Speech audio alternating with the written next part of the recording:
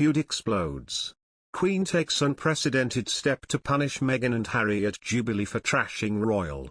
It's meant to be a celebration of the Queen, but Meghan and Harry's actions are in danger of overshadowing the entire Jubilee. It comes as Queen is limiting the balcony appearance after the special Platinum Jubilee event to working royals only. The monarch's decision to only include royals carrying out official public duties was taken after careful consideration, Buckingham Palace said. A palace spokesman said, after careful consideration, the Queen has decided this year's traditional trooping the colour balcony appearance on Thursday, June 2 will be limited to Her Majesty and those members of the royal family who are currently undertaking official public duties on behalf of the Queen. Royal expert: we are a good 3 weeks away from the Queen's Platinum Jubilee. Knees up and already I'm tired. Tired, that is, of the British press' relentless peddling of the line that the 4-day event is all about celebrating her historic milestone and not about the one, single story that billions of people the world over are permanently and obsessively fascinated with. The Harry and Meghan spectacular. The truth of the matter is that come that first weekend in June, the show that the world is hooked on will star a retired army captain who has never had a day job and the actress who was 6th on the call sheet for cable dramedy Suits. While the Sussexes' excommunication from the balcony might have been driven in part by an effort to stop them overshadowing the Queen and the ostensibly august nature of the event, I raise you a carefully considered, fully thought-out argument. Get real.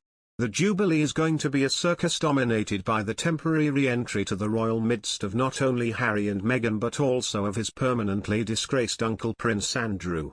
The 96-year-old monarch might have made history as the longest-serving sovereign in the more than 1,000 years of a vaguely unified England, but her family's squabbling, made-for-TV theatrics and deep-seated enmity have already eclipsed her big day, and that will only continue to become more so.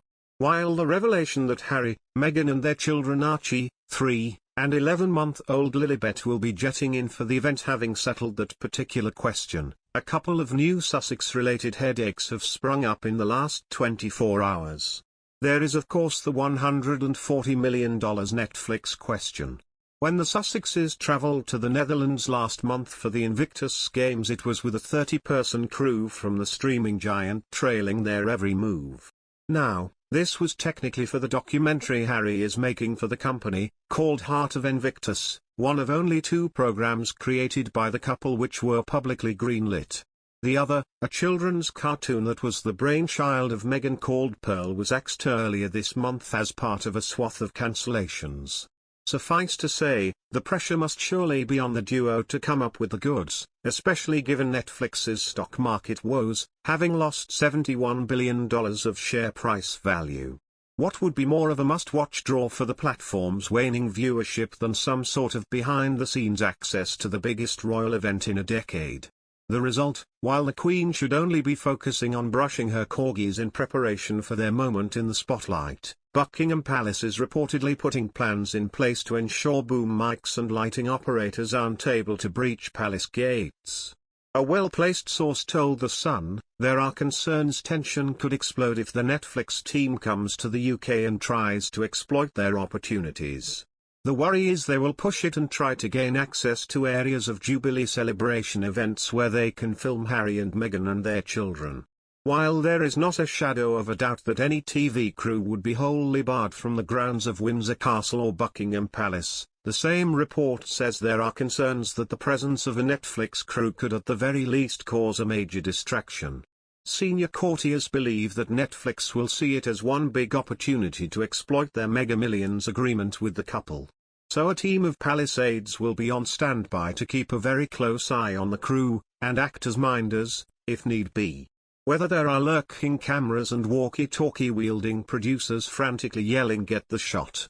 From outside the gates, what is set in stone, gird your loins, certain is that the Sussexes will be publicly reunited with William and Kate, Duke and Duchess of Cambridge, in what will be the undisputed must-watch moment of the entire 4-day bash.